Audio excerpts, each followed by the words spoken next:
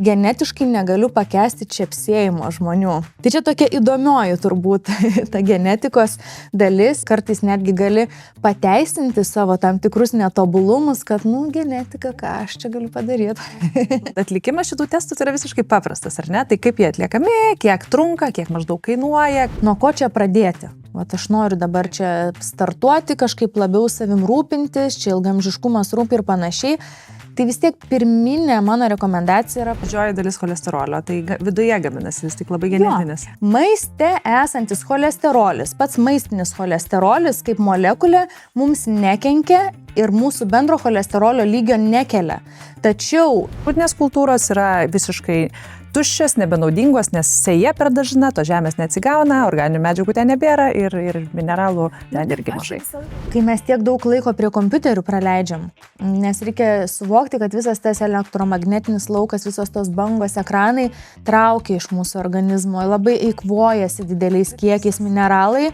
Tos rūšis atsiranda nuo to, ką mes valgome iš principo. Taip, mes patys jas, kaip sakant, kultivuojame tas bakterijas dėl savo mitybos. Tai jeigu mes valgytumėm daugiau uogų įvairių, tai yra šansas, pavyzdžiui, kad ta rūgštis, jinai pradėtų tenais būti gerai suskaidoma, teisingai suskaidoma, ar ne? Tavo disertacija buvo apie mikrobiotą, ar ne?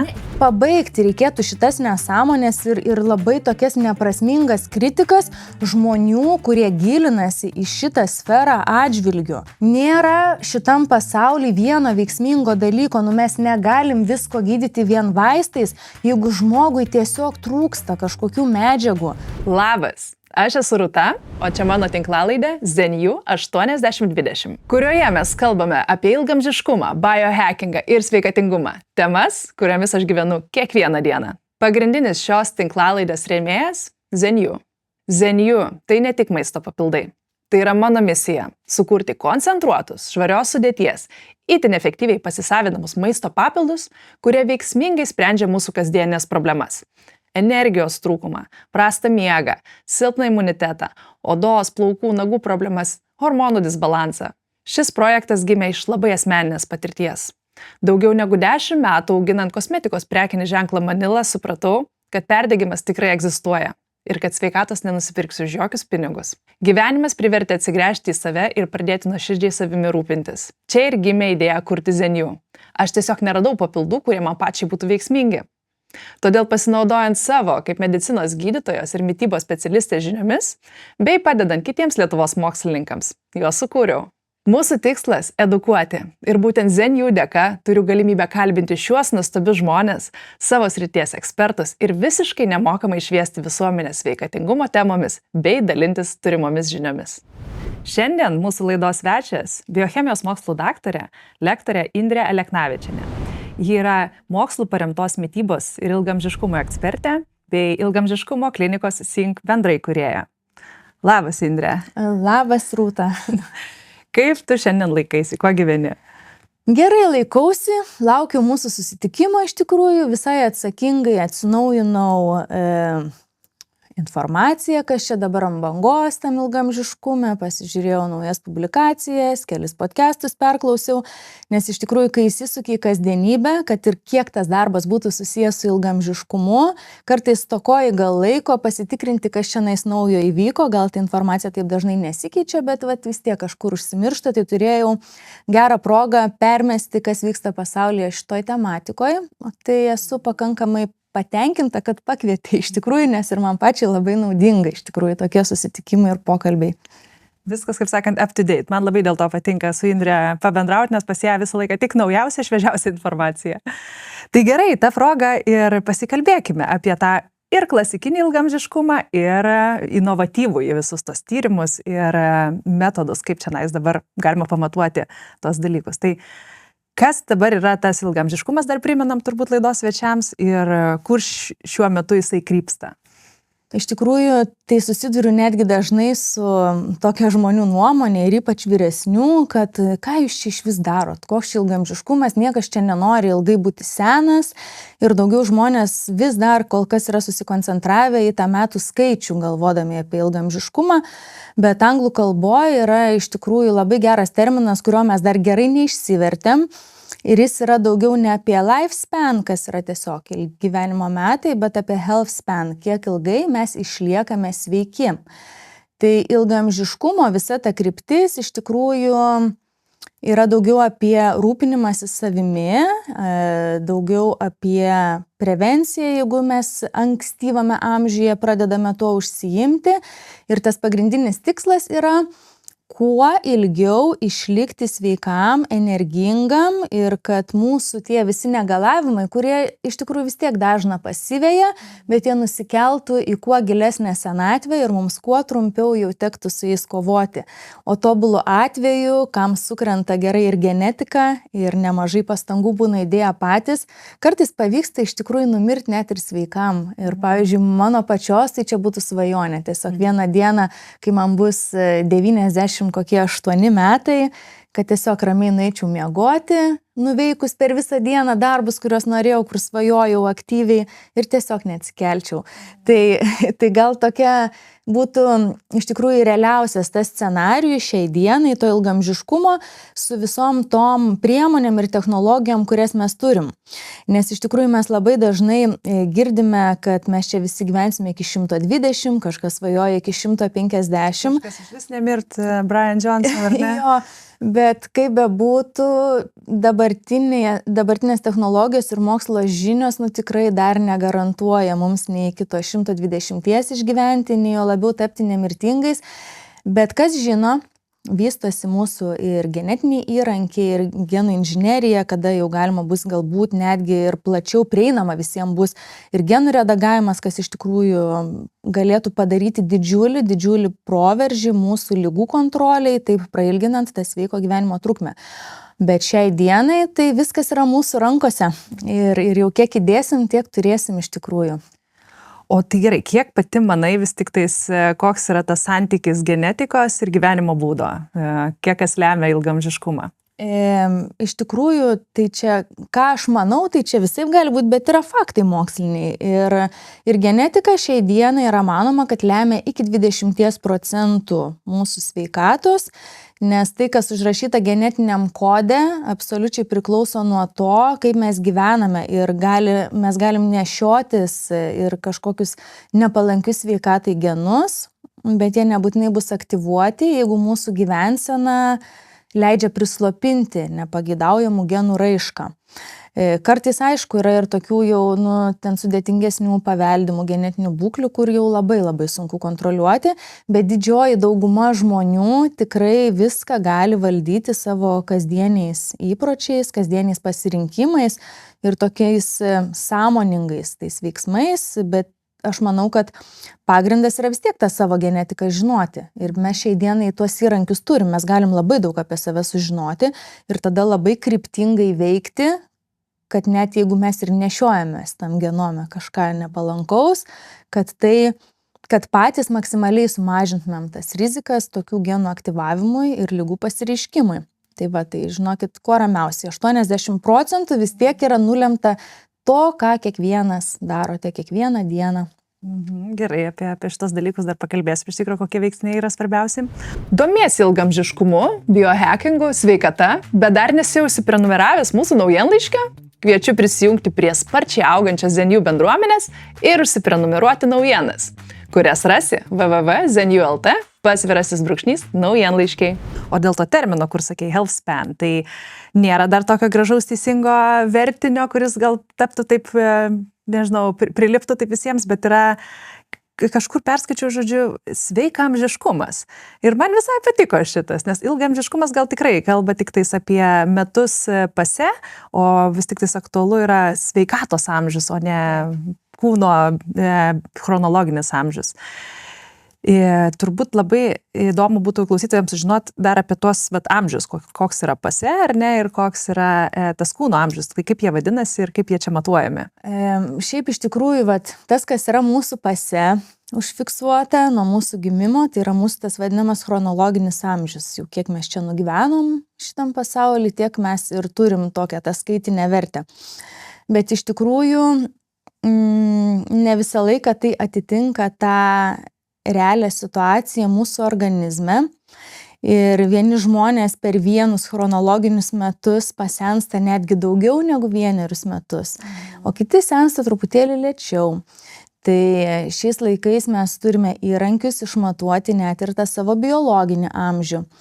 Ir dažniausiai populiariausias vis tiek priėjimas šiuo metu yra tai epigenetiniai tyrimai, kada tas biologinis amžius yra vertinamas pagal tai, kaip iš tikrųjų pagal DNR metilinimą. Ir aš visą laiką galvoju, kaip čia paprasčiau žmonėm paaiškinti, tai iš tikrųjų tiesiog yra tokia cheminė mūsų DNR modifikacija, kada prie DNR yra prikabinamos metilo grupės. Metilo grupė tai yra prie vienos anglies prijungti 3 vandeniliai ir tos grupės skirtingose taškuose mūsų genome jungiasi ir taip reguliuoja mūsų genų raišką. Ir vieni genai gali būti įjungti, kiti išjungti. Ir šiai dienai pagal visas mokslo turimas žinias, pagal tai, kaip išsidėšiusios tos metilo grupės ant mūsų DNR, mes galime maždaug matyti, kaip tas kūnas funkcionuoja ir darant tokias bendras populiacinės analizės, galime maždaug palyginti, kokiai amžiaus grupiai tas asmuo galėtų būti priskirtas pagal tai, kaip ten išsidėstė visos tos metilinimo žymės skirtingose DNR regionuose. Ir reikėtų suprasti, kad galima tokį įsivertinti kaip ir vieną bendrą tą biologinio organizmo amžių, tačiau mūsų kūno atskiros sistemos sensta skirtingų greičių. Ir pavyzdžiui, pas vienus žmonės gali, tarkim, būti jaunesnės smegenys, bet daugiau gyvensenos sužaloti plaučiai, tarkim, ar tenais kažkokios širdies ir kraujagyslių sistemos. Tai aš, kadangi pati dirbu toje srityje, mes taikom šitos metodus, vertinant žmonių tą sveikatą, tie, kurie yra jau smalsesni, kur daugiau gilinasi į tą ilgaamžiškumą, tai mes netgi taikome tokius tyrimus, kai galime įvertinti 11 organų sistemų atskirai tą biologinį amžių ir tada pagal tai mes galim vertinti, kuris organas patiria didžiausią stresą. Tada kombinuodami, tarkim, su plačiais kraujo tyrimais, mes galime žiūrėti, ar tie pokyčiai įvykę epigenetinėme lygmenyje jau išsitransliavo į kažkokius konkrečius biocheminius rodmenis mūsų kraujyje, kad mes jau galėtumėm labai tiksliai paveikti. Tam tikrais atvejais iš tikrųjų reikia net ir gydymo, jeigu tai yra, tarkim, širdies ir kraujagyslių, tarkim, sistemos amžius tikrai labai artimai koreliuoja su cholesterolio, lipidų visų profilių, ką mes iš tikrųjų labai lengvai galim koreguoti su gyvensena ir tik tais nedideliam procentui žmonių jau iš tikrųjų prireikia tokių rimtesnių medicininių intervencijų. Ir taip galime mes vertinti visas organų sistemas ir pagal tai labai tikslingai padėlioti tą planą, kad tarkim jūsų atveju, jūsų kūne jautresnė vieta, tarkim, yra ten inkstai ar kepenys ir jums reikėtų daryti šitai ir po kurio laiko mes tuos tyrimus galime pasikartoti ir pasižiūrėti, kaip mums pavyko siekti to jaunėjimo, pavadinkime, organų. Tik tais reikia turėti galvoje, kad kaip ir visur, tų tyrimų rinkoje atsiranda labai daug ir ne visi jie yra patikimi ir iš tikrųjų netgi tokį juokingą net iš tikrųjų dalyką mačiau, kai vienas garsus profesorius nusipirko po 2 vienetus skirtingų epigenetinių tyrimų iš 4 skirtingų kompanijų ir visi jie jam parodė absoliučiai skirtingus rezultatus, jie buvo net kartojami. Tai iš tikrųjų, reikia labai taip, gal nežinau, pasikliauti specialistais, kurie jau padeda atsirinkti tuos gerus, kokybiškus testavimus, kurie padeda interpretuoti tuos duomenis, nes kaip bebūtų, komerciškai prieinama yra labai daug dalykų, bet tokios kokybiškos informacijos gali suteikti jie tikrai ne visi ir reikia žinoti, ką su tą informaciją reikia daryti. Tai čia būtų tas skirtingas organizmo sistemų amžius, bet dar yra ir kiti rodmenys, pavyzdžiui, galima nustatyti net ir tą senėjimo greitį, kur aš jau minėjau, kiek per 1 metus organizmas pasensta, ar sensta greičiau, ar sensta lėčiau negu įprasta. Tai turbūt uždegimas didelę rolę groja, ar ne? Uždegimas ten... Absoliučiai taip. Iš tikrųjų, uždegimas yra, gal mes galėsim sugrįžti, iš tikrųjų, paskui aš plačiau galėsiu papasakoti apie visus tuos senėjimo hallmarks, vadinamus vadinas, dabar galvoju vėl kaip čia nais lietuviškai, nu tokie kertiniai akmenys, per ką pereina ir galėsim sugrįžti prie to uždegimo, nes pamėsiu mintį. Gerai. Tai iš esmės dar grįžtant prie to apie genetinį testavimą, dar būna įtrauktas ir tas mums Lietuvoje, kas yra ilgamžiškumo sferoje ilgiau domis ir telomerų ilgis, kas galbūt mano, vadinkim, subjektyvė, bet gal ta nuomonė yra objektyvi, nėra gal telomerų pats vienas matavimas iš esmės labai jau toks informatyvus vertinant bendrą sveikatą, bet bendram fone įsivertinti kartu su visais kitais rodikliais, šiaip iš tikrųjų labai įdomu ir labai naudinga gali būti. Telomeros truputį papasakok. Telomeros, tai vis tiek žmonėms gal girdėtas labiau žodis gali būti chromosomos ir kiekvieno žmogaus ląstelės branduolyje mes turime 46 chromosomų rinkinį. Chromosomos tai tos yra tokios X formos dariniai, kuriuos yra taip labai tankiai supakuota mūsų DNR ir būtent telomeros yra tuose chromosomų galuose esančios tokios kaip apsauginės kepurėlės, kurios būtent ir apsaugo mūsų DNR. Nu, tarkim, rodo jų amžių, nes su kiekvienu ląstelės dalymosi ciklu tas telomeros trumpėja. Kuo trumpesnės telomeros, tuo ląstelė gyvuos trumpiau ir tuo yra didesnė rizika, kad kiekvieno ląstelės ciklo pasidalymo metu jau įsivels ir mutacijos, ir netikslumai, kurie galiausiai gali lemti kažkokius susirgimus. Tai vadinkim tas telomeros apsauginiam chromosomų kepurėliam. Bet jos yra tokios labai specifinės sekos ir ten keletos tūkstančių bazių porų. Tai iš tikrųjų, kaip žymuo, jis yra įdomus, informatyvus, pastaraisiais metais tikrai visai naudojamas, bet aš pati kaip šitos srities specialistė labiau imčiau kaip papildoma tokia informacija, kuri be kita ko iš tikrųjų gali būti ir lengvai modifikuojama. Tikrai yra nemažai tų tyrimų, kaip įvairios intervencijos, net ir tas pačias telomeras gali pailginti ar bent jau sumažinti jų trumpėjimą. Tai va. Tai kaip įdomu, tikrai labai čia gilus biocheminiai, genetiniai procesai. Aš pati iš tikrųjų esu pasidarius kelių rūšių genetinius testus ir galiu pasidžiaugti, kad mano smegenys yra jauno amžiaus, gal 31 ar 30 metų mano smegenim, tai 6-7 metais jaunesnės ir mano klausa irgi tenais kažkokia ypatingai jauna. Tai tas labai džiugina, bet kiti organai tai arba mano normalaus amžiaus, arba netgi kai kas yra šiek tiek ir virš amžiaus. Tai tikrai... Taip išsitransliavo jau šiuo metu į kažkokius pokyčius kraujo tyrimuose? Ne, nepasakyčiau. Sakyčiau, kad labai ir tas prouždegimo ir viso to uždegiminis skoras organizme yra pakankamai geram lygmenį, tai taip sakyčiau, up to date aš esu. Iš tikrųjų labai fainai tos tyrimus yra pasidaryti ankstesnėme tam amžiuje, kai mes dar galim kažką keisti. Nu, vat, ir iš tikrųjų aš tai matau didesnę prasme, ne kiek čia pasilyginti su kažkuo, kiek čia tom smegenim, kiek kažkam, bet tu realiai gali įsivertinti, kurios kūno dalis pas tave yra jautresnės ir tu visą laiką būsi toks labiau sukoncentravęs dėmesį į tas sritis, kur, pavyzdžiui, matai, kad pas tave, nu, va, truputį jautresnės yra, ar uždegimo labiau tenais paveiktos, ar kažkokių įpročių, jo labiau, kad ten toks rūkymas tai žiauriai aiškiai koreliuoja su plaučių tenais būklė ir širdies ir kraujagyslių sistema. Tai tokie tyrimai iš tikrųjų gal ir vertina dar mokslo bendruomenė skeptiškai, bet daug ką mokslo bendruomenė vertina skeptiškai ir iš tikrųjų, kad kažkoks dalykas būtų jau taip labai jau pripažintas, tenais jau paminklai būtų pastatyti kaip kažkokiam etalonui, kartais užtrunka žiauriai per ilgai. Ir mes, o mes iš tikrųjų iš to galėtumėm, jeigu galim sau leisti, mes iš to naudą galėtumėm turėti jau daug anksčiau.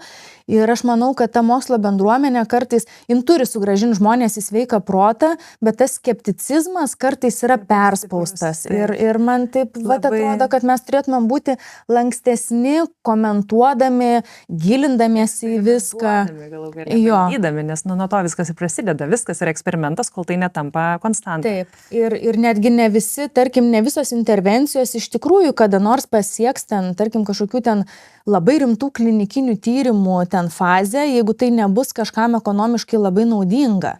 Tai tas ilgamžiškumas toksai šiai dienai yra daugiau, vis tiek gal ne viso sociumo lygyje yra pasiekiamas, bet pavyzdžiui, jeigu man tai yra įdomu šitas sritis, jeigu aš galiu sau leisti maksimaliai savo kūną išsitestuoti ir būti atsakinga už jį, tai aš tikrai taip ir padarysiu. Ir tų žmonių, tokių sąmoningų atsiranda daug daugiau.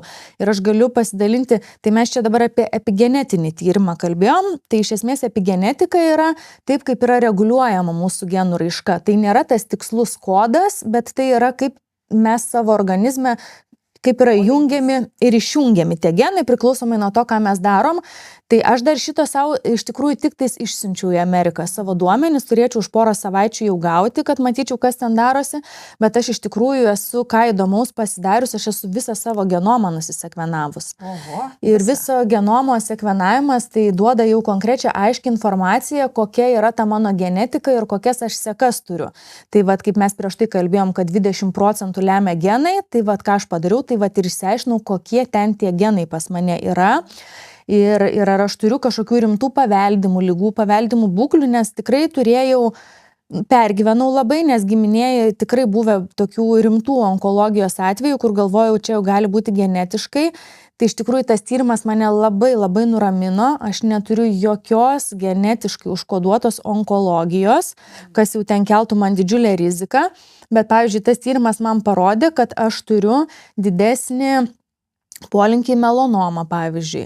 Tai kai įprastai šiaurės šalių gyventojams melanoma pasireiškia taip nuo 3 iki 4% populiacijoje, tai mano rizika susirgti melanomą didėja maždaug iki 80%, jeigu aš neprisižiūrėsiu. Tai koks tas prisižiūrėjimas, aš tiesiog bent jau kartą metuose, idealu kas pusmetį prasitikrinu apgamus, vengiu nudegimų ir panašių dalykų, nes tai kaip tik yra įrankis. Aš, pavyzdžiui, dabar žinau, kaip man apsisaugoti nuo to.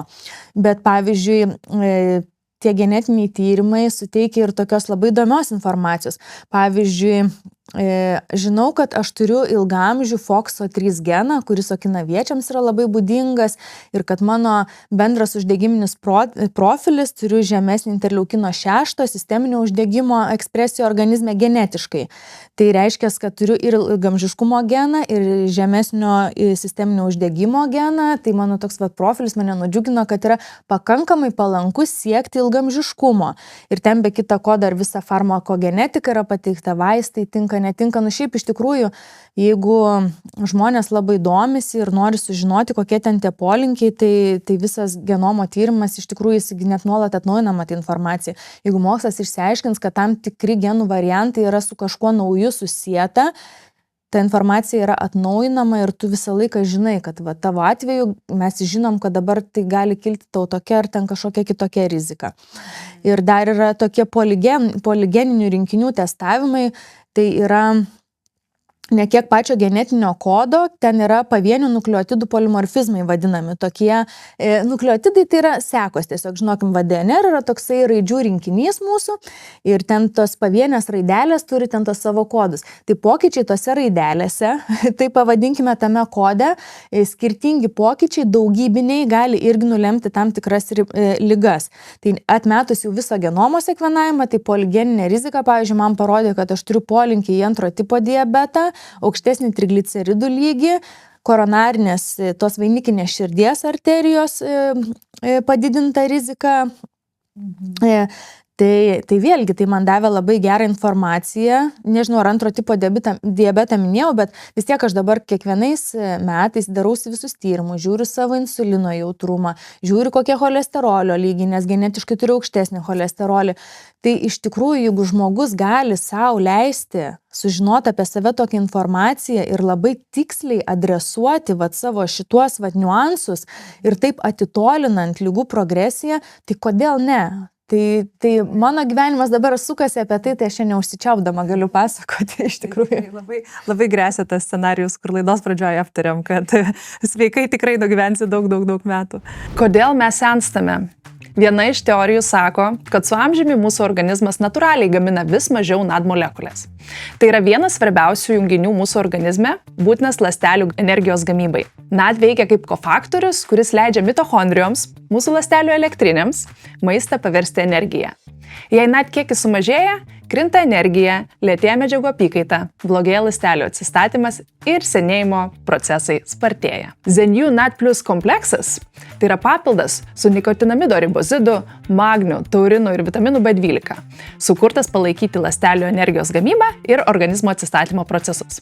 Magnis padeda normaliai raumenų funkcijai ir elektrolitų pusiausvyrai, taurinas palaiko širdies bei kraujagyslių sveikatą, o vitaminas B12 užtikrina nervų sistemos funkciją bei normalią energijos apykaitą. Kompleksas sinergiškai veikia organizmą, skatindamas metabolizmą ir atsparumą stresui, kas yra būtina siekiant ilgalaikės sveikatos. Geras, labai iš tikrųjų įdomu. Tu daugiau čia pakalbėjai dabar iš tos pusės, kaip sužinoti savo galbūt ligų ir kažkokių patologinių būklių galimybės ir foną. Bet dar pakalbėkime apie tai, kokią praktinę naudą, sakykime, be to suteikia tie genetiniai testai. Aš kaip irgi esu pasidarius, tai galima sužinoti labai įdomių dalykų apie save, apie savo fiziologiją ir biologiją. Pavyzdžiui, kaip man. Jeigu būčiau pasidarius tą testą anksčiau, o ne čia prieš metus, prieš porą, galbūt mano gyvenimas būtų visai kitaip susiklostęs. Nes paaiškėjo, kad mano raumeninės skaidulos yra ypatingai gerai toleruojančios krūvį, ką aš ir šiaip jaučiu iš savęs, kad man sportas tinka, patinka, man lengva. Bet, žodžiu, kad labai aukštas anaerobinio tenais kvėpavimo tas threshold. Labai gerai yra sporto pratimai, žodžiu, didelė ATP koncentracija. Tenai, žodžiu, parašyta netgi prie tų visų raumenų, ten daug skirtingų funkcijų tyrė ir talented parašyta. Tai aš galėjau galbūt netgi būti atletė kažkokia, žinai, jeigu būčiau savo laiku žinojus tokį dalyką ir paskyrus savo gyvenimą tam. Nežinau, iš tikrųjų, gal čia kažkoksai tais Lietuvos bruožas, iš tikrųjų, tai pas mane irgi buvo lygiai tas pats profilis padarytas, biški kitoks, aš matau, tyrimas ten buvo, bet iš esmės tam mano genomo sekvenavime buvo įtraukta irgi tam tikros genų sekos, kurios yra būdingos elitiniam sportininkam ir, pavyzdžiui, aš turiu labai gerą sprogstamąją raumenų jėgą ir raumenų ištvermę. Tai nėra kažkaip ten nesusiję pas mane su anaerobiniais ten kažkokiais, bet grinai raumenų tokie niuansai. Ir dabar buvau konferencijoje kaip tik aną savaitę ir pasakojo genetikas ten apie tuos genus, aš kažkaip tai paskaičiau, praleidau, tai vis tiek kiek sportuoju, bet pasirodo, tai yra būtent tas genetinis rinkinys, kuris yra būdingas sėkmingiausiams pasaulio elitiniams sportininkams. Galėjom, gal būtume olimpietės sportininkės. Bet iš tikrųjų, ir tai yra toksai šitokia, tai ir parodo, kad genai yra, bet jeigu tu neįdedi jokio indėlio į tai pats ir, pavyzdžiui, tik tais mėgėjiškai aš sportuoju, kilnoju, tai visiškai nereiškia, kad aš esu elitinis sportininkas, lygiai taip pat ir su ligom. Tu gali turėti kažkokius genus, bet jeigu tu nesielgsi blogai kažkaip, tai ir nepasireikš tos ligos, lygiai taip pat kaip ir nepasireikš papildomos gerų genų naudos aukštam lygiai, tarkim. Tai ir apie tai yra tie tyrimai. Tai tas 80% vis tiek atsiminkit, kad yra tai, ką mes darom, kaip sportuojam, kaip valgom, ilsimės ir visa kita. Taip, tikrai. Dar ten tokių įdomių dalykų buvo, pavyzdžiui, iš juokingesnių tokių atvejų, žodžiu, kad aktyvi mano simpatinė nervų sistema, tai yra ta, kuri atsakinga už susijaudinimą, veiksmą, judesį, tokią reakciją pavadinkime. Ir jinai pas mane genetiškai yra daug aktyvesnė negu parasimpatinė. Ir dėl to aš esu labiau linkusi į persidirbimą, taip parašyta, labiau workaholic. Tai labai juokinga buvo ir kad labiau warrior than reiškia warrior, kaip pergyventi ar karys, warrior. Tai žodžiu, kad labiau esu karė negu kad pergyventoja, nes visą laiką taip reaktyviai ir kovingai į situaciją žiūriu. Tai ir taip įdomu, iš tikrųjų tu skaitai ir tu supranti, kad čia yra tavo dalykas, tu jau niekaip čia nepakeisi ir čia yra tiesa. Netgi toksai, čia taip išsiplėtėm iš tikrųjų, bet tikrai įdomus dalykai. Pavyzdžiui, aš turiu tokį sindromą, kur kai išeinu į saulę, man sukutena nosį ir aš visada čiaudėju nuo saulės. Ir šitą dalyką jis vadinasi apčių sindrom, jis ten kažkaip ten išsiverčia, ten kiekviena ta raidė pakankamai moksliškai. Ir kai dabar pasidariau tą genetinį tyrimą, paaiškėjo, kad jis genetiškai pas mane užkoduotas ir mano vaikai irgi čiaudėja, kai išeina į saulę. Atrodo tokia smulkmena, arba pavyzdžiui, kad genetiškai negaliu pakęsti čepsėjimo žmonių. Oho. Irgi jautrumas vat yra kažkoks. Čia turbūt ir genetikos reikia. Tai bet vat, kažkas gali toleruoti, o kažkas jau net yra vat, taip užkoduota mūsų fiziologijai, kad tam tikrų dalykų vat, negalėsi turbūt savo gyvenime taip lengvai toleruoti, kaip gali kiti. Tai čia tokia įdomioji turbūt ta genetikos dalis, jinai yra visai fainai apie save žinoti, kartais netgi gali pateisinti savo tam tikrus netobulumus, kad, genetika, ką aš čia galiu padaryti. Ir nuramint, man parodė, pavyzdžiui, kad mano miego trūkumas genetiškai, netrūkumas, o poreikis yra vidutinis. Ta prasme, kad man nereikia daug miego. Aš vienu metu, kadangi turėjau smarkią nemigą ir mano visas, žodžiu, keletą metų labai buvau susikoncentravus į miegą, poilsį, taip perdėtai jautriai ir po to pasidariau tą testą ir pasirodo, kad nereikia taip jautriai reaguoti, nes viskas gerai, aš normaliai pailsiu ir su vidutiniu miego kiekiu ir šiaip mano miegas natūraliai gilus, nefragmentuotas ir mane taip nuramino, žinok, šitą informaciją. Ir geriau miegoti pradėjau. Pradėjau. Tai praktinė nauda iš tikrųjų tų tyrimų didelė. Man labai patinka su jais dirbti ir kai aš matau, kiek žmonės sužino apie save informacijos, daug kas labai bijo tų tyrimų, nes galvoja, kad kažką labai baisaus sužinosiu. Bet jau geriau žinot, ta prasme, gerai, tai tau parodys, tarkim, kad tu turi didelį polinkį tenais kažkokį genetinį užkoduotą į ten kažkokią onkologiją. Tai tu šiandien pat galėsi imtis veiksmų. Tikrai patarsim, kur nuvažiuoti, ką pasidaryti, kur ištirti, kad ir yra tų tokių prevencinių dalykų, arba bent jau tuomet matysi, kad yra didelis polinkis, tu tikrinsies, tu stebėsi ir kai jau tai atsitiks, bus tokia ankstyva stadija, kad su dabartinė medicinos pažanga, dauguma dalykų yra jau absoliučiai išsprendžiami. Tai kodėl neperimt tos atsakomybės į savo rankas? Nebent jau žiauriai nenori už save jokios atsakomybės nešti, bet, pavyzdžiui, aš esu labai rimtai nusiteikusi savo sveikatos atžvilgiu ir kadangi tai yra absoliučiai mano sritis nuo žarnyno, maisto ir visos tos organizmo biochemijos, aš kiekvieną tą veiksmą, ką aš darau, aš žinau, kaip išsitransliuos tai mano sveikata, tai man tas toksai ta papildoma informacija, kur aš žinau, kad pavyzdžiui, gal tarkim, gal negaliu aš ten to sviesto, tarkim, valgyti, bet man kažkokie kiti dalykai bus nieko tokio, nes aš žinau tam tikrus faktus apie save. Tai ir mūsų tikslas, dirbančių šitoj srity žmonių, su dabartinė ta turima mokslo pažanga, su tiek, kiek mes galim suteikti informacijos žmogui, padėti jam susigaudyti, kas jam tinka, kas netinka. Tai tas ilgaamžiškumas iš tikrųjų su tokiais įrankiais yra tikrai daug lengviau pasiekiamas, aišku, jeigu žmonės patys to nori. Taip. Dar toksai trumpas, žodžiu, įvykis taip pat genetiškai nulėmė, galima pasižiūrėti ir tam tikrų papildų ir maistinių medžiagų poveikio organizmui, trūkumus ir ar veiksminga. Ir aš sužinojau, kad man neveikia visiškai kofermentas Q10, amino rūgštis ir kreatinas. Ir man taip gaila, tiesiog gaila, kad neveikia praktiškai, jokios naudos kreatiną vartoti net nėra. Tai aš aišku vis tiek jį vartosiu, nes kažkokia forma vis tiek gal jisai tenais veikia, nes aš labai tikiu juo kaip papildu. Neaišku, kokiam ten kontekste, kartais irgi reikia labai giliai žinoti, ką konkrečiai turima omeny, sakant, ten tinka, netinka, metabolizuoja, nemetabolizuoja, nes dauguma cheminių medžiagų turi labai skirtingą poveikį ir kartais išsitransliuoja ten visaip organizme. Bet pavyzdžiui, mano atveju parodė, kad pas mane absoliučiai blogas yra vitamino D. Visas metabolizmas ir iš tikrųjų visą laiką turiu trūkumą ir saulėje man nepasigamina, galiu aš ten, aišku, aš dar turiu polinkį melanomą, tai čia turbūt yra susiję tokie dalykai, nei aš galiu ten ilgai toj saulėje kepintis, nei man ten iš to kažkokios didelės naudos, tai išsitepi savaiminį įdegį, išgeri vitaminą D ir gyveni sau laimingas, žinodamas savo niuansus tokius. Lygiai tas pats yra pas mane, yra B12 ir B6 stoka užprogramuota jau genetiškai, tai aš pasipildau visą laiką, nes ir ta nervų sistema yra jautresnė ir iš tikrųjų, kai žinai, ką daryti su ta informacija, labai daug dalykų tiesiog išsisprendžiau, susitvarkiau, o pavyzdžiui, dar įdomi, gera informacija ir pagalvojau, turbūt labai naudinga, netgi gal ir aktuali visam tam mūsų visai šiauriečių populiacijai, tarkim, mano organizmas labai gerai konvertuoja augalinės kilmės omega-3 rūgštis į tas EPA ir DHA rūgštis. Minėjai per konferenciją. Jo, minėjau šį savaitgalį, kad galiu drąsiai keisti žuvies produktus, į mums turbūt regioniškai labiau priimtinus linų sėmenis, linų sėmenų aliejų, į kanapės kažkokias.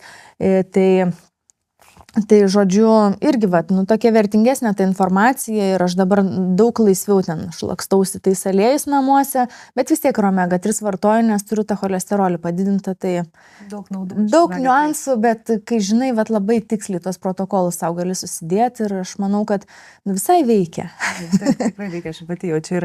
Ir taip pat yra, kalbant apie papildus, gali būti genetiškai neveiksmingi kažkokie papildai, dėl to daugelis žmonių manęs klausia, vieni labai gerai jaučia kokią nors magnio poveikį, kiti nieko nejaučia. Gal taip ir nulemta genetikos yra. Žodžiu, genetika tikrai yra didelis dalykas mūsų organizme.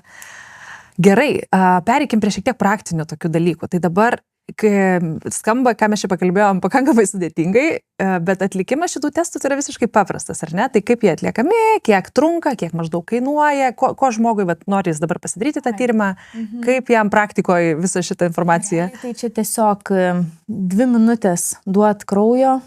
Čia iš kraujo viskas. Iš kraujo. Aišku, galima iš seilių, bet ten tada prasideda niuansai. Nevalgęs, nerūkęs, negeręs ten kurį laiką, dantų nevalęs, gumos nekramtęs. Kraujas vis tiek yra sterilus reikalas, tai mes tai visą laiką taip kaip aukso standartą. Imam epigenetiniams kapiliarinį, tiesiog iš piršto. Net kitaip. O genetiniams jau imam veninį kraują. Ir tyrimai, rezultatai skirtingi, bet šiaip apie mėnesį tai tikrai visą laiką reikės laukti. Nes siunčiam visur skirtingai, kažkas į Ameriką keliauja, kažkas važiuoja į Ispaniją, kažkas į Vokietiją, labai priklauso nuo tikslų, nuo norų, nuo ką mes nutarėm, kas yra geriausiai, o kainos labai skirtingos. Šiai dienai palyginus su tuo, kaip prasidėjo visi tie genomų sekvenavimai, kokios buvo kainos. Ten tūkstančiais. Tai ten net ir patys tie pirmieji, tai ten tik tais molekulinės biologijos proveržis, kai tik tai buvo, tai ten milijonais kainavo. Tai šiai dienai, aš už savo viso genomo nusekvenavimą sumokėjau kartu su poligeniniam rizikom ten apie 3000. Bet tai čia yra informacija visam gyvenimui. Man pasikartoti tų tyrimų nereikės, nebent jau ten man pasireikš neaišku kas ir mes bandysim surasti ir darysim jau labai tikslinių ten genų paiešką, kažkokių ligų ten, kurie jau yra daugiau diagnostiniai ten tokie. Bet šiaip realiai šitie tyrimai yra visam gyvenimui, tai jie yra brangesni, bet netgi galima ir panelės labai skirtingas rinktis tų tyrimų. Tai aš nusisekvenavau visą genomą, kur tenais kelių šimtų genų, ten visą tą sąstatą patikrino nuo visų įmanomų ligų, ten sakau ir farmakogenetika visai įtraukta, kur aš netgi žinau, kad dažniausiai taikomas pasaulyje vaistas po insultų, infarktų, ten visų tų širdies ligų baisių įvykių man yra netinkamas. Ir man reikėtų visiškai kitą vaistą žiūrėti, arba pavyzdžiui, tas ibuprofenas man veikia puikiai, kažkam ibuprofenas neveikia.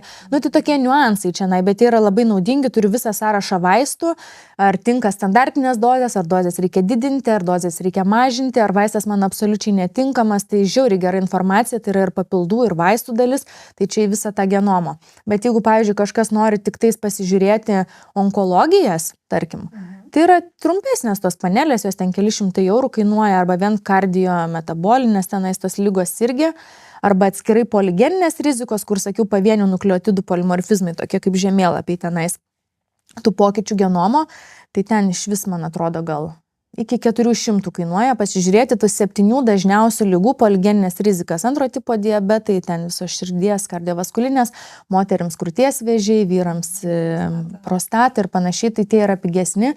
Tai pagal galimybės visiems galima kažką, praplėsti tam žiniom apie savo kūną, tikrai galima kažką pasidaryti, kur jau galimybės leidžia, o epigenetiniai tyrimai, jie kinta laike, jie yra pakankamai jautrus gyvenimo pokyčiams, netgi jeigu juos yra rekomenduojama darytis savo standartiniam tempe gyvenimo, ne po kažkokių ten didelių įvykių, ne po sporto varžybų, ne po infekcijų, ne po ligų, nes epigenetika yra dinamiškas dalykas, tos žymės keičiasi mūsų kūne, tai kuo stabilesnis jautiesi, kuo labiau jautiesi, kad yra tai mano standartinis ritmas, tada priduodi tyrimą ir tu žinai tą tokią realiausią savo organizmo būklę ir tuos tyrimus pritaikę tam tikras intervencijas mes rekomenduojam kartoti kas pusmetį, kas metus, kad galėtumėm stebėti progresą. Tai kadangi aš jau vis tiek esu ir praktikė visam šitam dalyke, tai mes turim ir savo klinikoje ir terapijas visokias ten skirtingas, ten nuo deguonies, ten hiperbarinių kamerų ir taip toliau. Tai mes turim dalį žmonių, kurie nori, tarkim, pasidaryti tyrimą prieš pradedant terapijų kursą ir tada žiūrėti, kas įvyko po to, nes tam tikros terapijos turi ir gerą jau tikrai mokslinį tokį pagristumą, kur žmonės ir telomerus ten nori ilginti ir regeneraciją užkurti ir galim tada stebėti, kaip keičiasi visa ta genų raiška. Nu, kiek leidžia tiksliausiai dabar mokslas iš to, kas yra prieinama. Tai iš esmės būtų, tai tas tyrimas jisai iki 500 gal epigenetinis kainuoja, bet jis jau yra, sakau, dinamiškas ir kartojamas, bet mes vis daugiau šiaip tų žmonių iš tikrųjų nori sužinoti, ateina, darosi, tyrėsi, smalsauja. Tai toks, jeigu ten taip žiūrint į daugiau tą praktinę pusę, jeigu galvot, tarkim, mane dabar reikėtų man, nuo ko čia pradėti. Aš noriu dabar čia startuoti, kažkaip labiau savim rūpintis, čia ilgamžiškumas rūpi ir panašiai. Atsiprašau, kad turiu pertraukti šį įdomų pokalbį, bet noriu jūs pakviesti užsiprenumeruoti mūsų kanalą. Nes laukia dar labai daug įdomių laidų apie mitybą, sportą, kvėpavimą, miegą ir net žmogaus psichologiją. O visai Zen You komandai tai yra didžiulis įvertinimas už jų darbą. O dabar kviečiu žiūrėti pokalbį toliau. Tai vis tiek pirminė mano rekomendacija yra pasidaryti bent kartą metuose kraujo tyrimus. Taip. Ir tu tada matysi kraujas su visais mineralais, gerą, plačią panelę, kad būtų patikrintos visos organų sistemos, labai platus lipidų profilis, ne šiaip ten kažkoks bendras cholesterolis ir MTL, DTL, kur tu net nežinosi, veikia, neveikia. Ir pavyzdžiui, vis tiek yra daug tikslesni tie baltymai, kurie, tikslesnis rodiklis, taip, lipoproteinai, kurie veikia kaip adreso kortelės, kur bus išnešamas tas cholesterolis tavo kraujyje. Jeigu tai yra adreso kortelė A po B, tai tie lipoproteinai, tas cholesterolis bus nešamas į kraujagyslės ir ten priklijuojamas, to mes nenorim. Jeigu tai bus A po A, tai yra žymė, kad jis turi jo, ta prasme, galutinė stotelė yra kepenis, jisai bus perdirbtas ir pašalintas. Tai reikia žinoti daug tokių niuansų ir atskiri žymenys, kurie rodo tą genetinį didesnį ten polinkį, tarkim, LPA. Tai jisai jau yra toksai atskiras širdies ir vaskulinių ligų rizikos komponentas, kuris jau rodo tokį, mes jį sunkiai galim kontroliuoti iš tikrųjų, netgi nėra vaisto, kuris dabar gerai veiktų.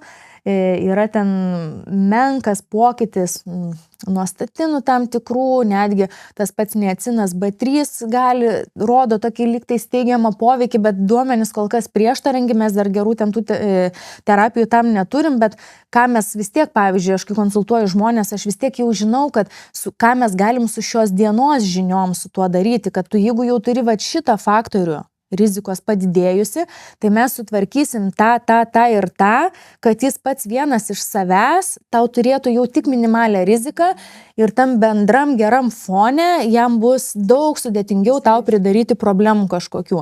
Ir mes tokius stebuklus galim padaryti vien iš vieno išplėstinio kraujo tyrimo per metus. Jeigu ten matysim, kad mes įsitraukiam kažkokias praktikas, ta prasme terapiją, susidėliojam kažkokius protokolus su papildais, su mityba, kam reikia vaistų ir taip toliau, mes tikrai parekomenduosim, kada pakartoti tuos tyrimus ir kad mes galėtumėm stebėti progresą, žiūrėti, ar kūnas atsako ar neatsako, tarkim, į tą mūsų sudarytą veiksmų planą. Tai čia vien kalbant apie kardiovaskulinės ligas, visą tą lipidų profilį, kas iš tikrųjų dažnam lietuviui tikrai yra problema. Mes turbūt dažnas turim tą daug padidėjusių cholesterolio. Ir tai yra ir kultūriškai, ir mūsų maistas iš tikrųjų yra persotintas sočiaisiais riebalais ir tai... Didžioji dalis cholesterolio, tai viduje gaminasi, vis tik labai genetinis. Jo, bet iš esmės tai čia labai yra toksai nesusikalbėjimas visos tos bendruomenės, nes ir tos mitybos rekomendacijos į absoliučias lankas nuvažiuoja, bet aš žinau tiksliai ir aiškiai, kad tai yra daugia komponentinis reikalas.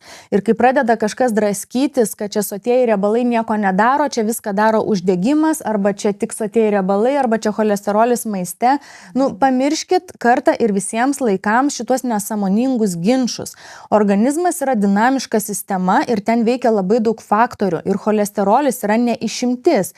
Ir yra labai aiškiai nustatyta, kad Maiste esantis cholesterolis, pats maistinis cholesterolis kaip molekulė mums nekenkia ir mūsų bendro cholesterolio lygio nekelia.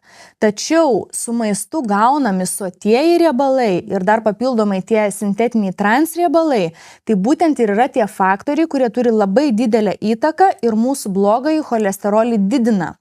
O problemos atsiranda tada, kada jisai didėja, esant dar bendram dideliam uždegiminiam fonui, kas dažniausiai ateina nuo perteklinio ir cukraus vartojimo, ir blogos visos organizmo glikemijos, ir atsako į cukrų. Tai čia kas tą cukrų tik tais visą laiką kaltina dėl visko.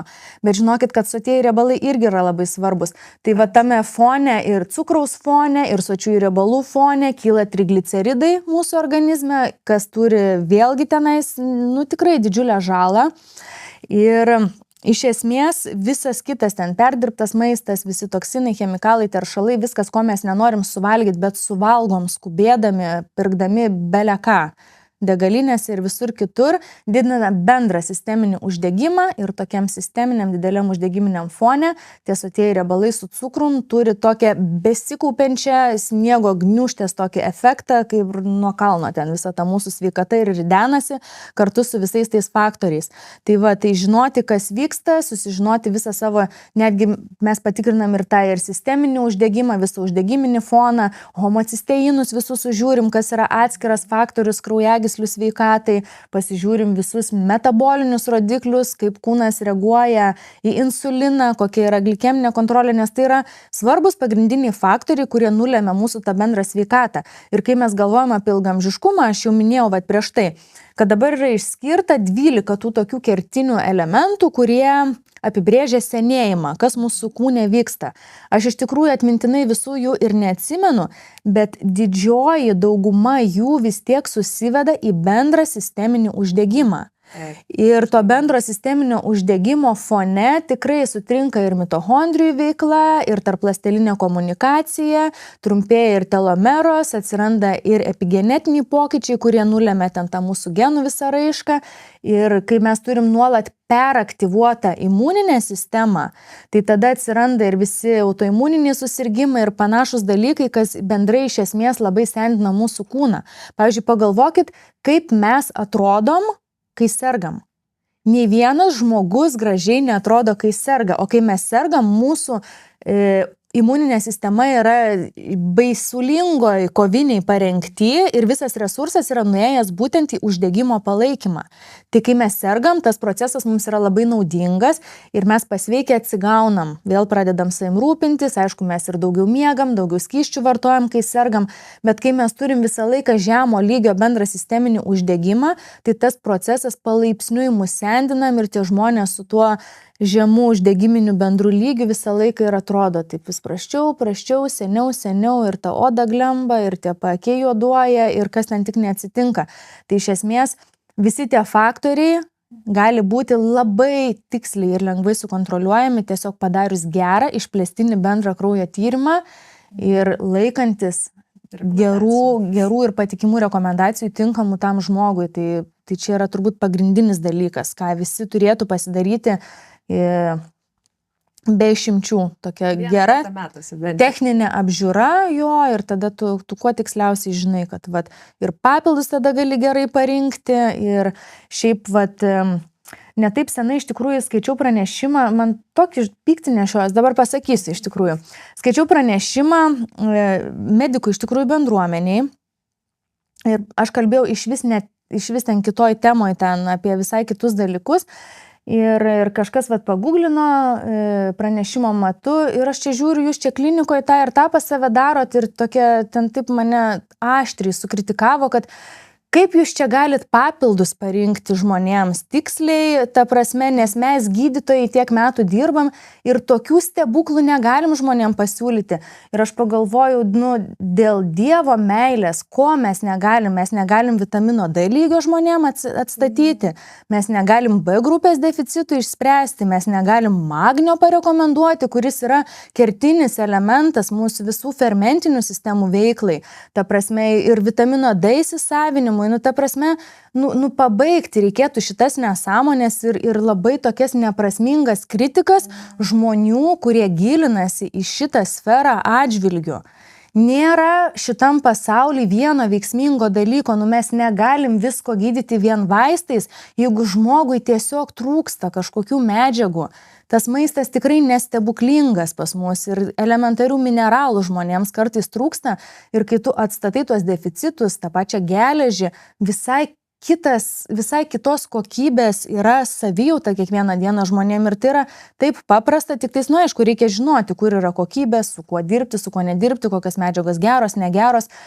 Bet tai yra žmonės, kurie į tai gilinasi, tiesiog nustokim nuolat vieni kitus kritikuoti ir kažkokias vienas priemonės aukštinti labiau negu kitas, nes man atrodo, kokybiški visi dalykai turi vietą šitam pasauly ir teisingose rankose su gerų specialistų rekomendacijom yra neatsiejami nuo bendros sveikatos ir to viso mūsų ilgaamžiškumo. Viskas pasipiktinau. Labai gražiai pasipiktinau, Indrė, labai palaikau, kažkokie statuso žaidimai vyksta gyvenime, bet su šituo švietimu visuomenės bus daugiau žinių visiems žmonėms ir tiesiog pamatys iš praktikos, kaip tai veikia, nes, kalbant apie tą patį magnį, Amerikoje buvo daryti epidemiologiniai tyrimai ir tikrai nustatyta, kad apie 60% suaugusių žmonių gauna nepakankamą magnio kiekį iš maisto, nes grūdinės kultūros yra visiškai tuščias, nebenaudingos, nes sėja per dažna, to žemės neatsigauna, organinių medžiagų ten nebėra ir mineralų ten irgi mažai. Aš visą laiką galvoju, kad gal Lietuvoje dar kiek geresnis lygis yra, ta populiacija nėra tokia didelė, dirvos mūsų pakankamai derlingos. Iš tikrųjų, tai aš manau, kad ūkininkai patrešia atsakingai, ten vis tiek, ne. Situacija, bet... Bet iš esmės reikia suvokti tokį dalyką, kad tas iš kraujo mes tą magnį pasižiūrim, bet kraujyje yra tik tais 2% organizmo magnio, visas kitas ląstelėse, audiniuose sukaupta, kaulas ir taip toliau. Ir jeigu mes norėtumėm labai tiksliai nustatyti magnio atsargas organizme, būtų labai brangus ir sudėtingi tyrimai, kurių galima padaryti, bet čia niekas per daug neužsiema, nes neprasminga. O tu magnio realiai sunkiai perdozuosi, jeigu tu tom normaliom, tiesiog ne tai, kad terapiniam, bet palaikomosiom dozėm vartosi. Tai aš, pavyzdžiui, magnį, tai, kartais pamirštu, dabar kokį mėnesį negeriu, bet vis kiekvieną vakarą atsimenu nusipirk magnio. Jau nebeturi magnio, nes yra ir skirtingos formos, ir smegenim, ir miegų, ir glicinatai, trionatai, ir malatai, kam ten raumenis, dar kažkas. Tai magnį tai tikrai net retas, kuriam nereikia vartoti, ypač kai mes tiek daug laiko prie kompiuterių praleidžiam. Nes reikia suvokti, kad visas tas elektromagnetinis laukas, visos tos bangos, ekranai traukia iš mūsų organizmo, labai eikvojasi dideliais kiekiais mineralai. Tai čia magnis, tai čia mažiausiai, ką reikėtų vartoti. Ir kaip pati pasakei, 2% yra kraujo plazmoje ir ta prasme dėl to kiekis tenais sumažėja tik tai kritiniais atvejais, kada žmogus yra labai smarkiai dehidratavęs ten jau, kai jisai kritinės būklės gal šokia yra, tada galbūt magnio kiekis bus per mažas plazmoje. Žodžiu, tai paskutiniai vietoje, kurioje sumažėja, tai dėl to, kai padaro kraujo tyrimus, patikrina mineralus ir magnis pas tave normalus, kai normaliai to magnio nereikia tau jo vartoti, tai yra visiškai nesąmonė. Kojas traukia, ten visas persikreipęs. Miegas fragmentuotas, nervinė ten įtampa.